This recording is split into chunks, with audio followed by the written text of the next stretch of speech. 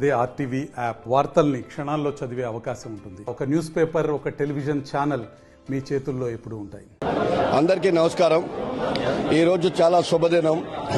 ఎందుకంటే తెలంగాణ రాష్ట్ర కేబినెట్ ఆనాడు రాహుల్ గాంధీ గారు వరంగల్ డిక్లరేషన్లో ఏదైతే చెప్పారో, తెలంగాణలో కాంగ్రెస్ పార్టీ అధికారంలోకి వస్తే 2 లక్షల రూపాయల రుణమాఫీ చేస్తామనేటటువంటి అంశాన్ని రచ్చబండ ద్వారా అన్ని గ్రామాలలో తిరిగి కూడా వరంగల్ డిక్లరేషన్ గురించి మనం గ్రామాన తెలియజేయడం జరిగింది.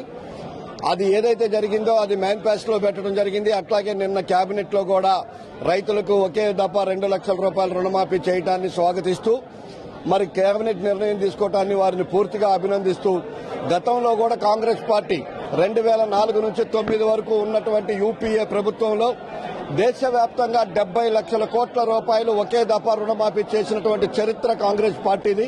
గతంలో కాంగ్రెస్ పార్టీ కూడా ఏ నిర్ణయాలు తీసుకున్నా చారిత్రాత్మక నిర్ణయాలుగా ఉండేవి. ఈ దేశంలో ఉన్న అనేక సంస్కరణలకు తెరలేపినటువంటి కార్యక్రమం కూడా కాంగ్రెస్ పార్టీ తీసుకుంది. ఆనాడు చాలా క్లిష్ట పరిస్థితుల్లో భారతదేశం ఉన్నప్పుడు కూడా ఈ దేశానికి స్వతంత్రాన్ని తీసుకురావడంలో కానివ్వండి, తెలంగాణ రాష్ట్రాన్ని ఇవ్వటంలో కానివ్వండి, లేకపోతే రాజభరణాలు రద్దు చేయటంలో కానివ్వండి, బ్యాంకుల్ని జాతీయం చేయటంలో కానివ్వండి, గరీబీ హటావో అనేటటువంటి నినాదాన్ని తీసుకొని అనేక సంస్కరణలకు తెరలేపినటువంటిదే Congress party.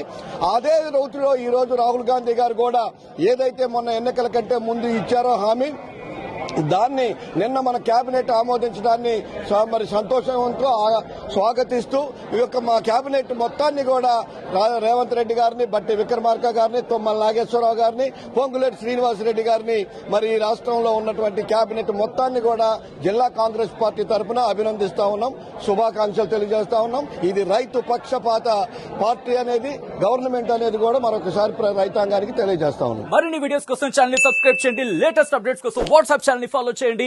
And link description లో ఉంది.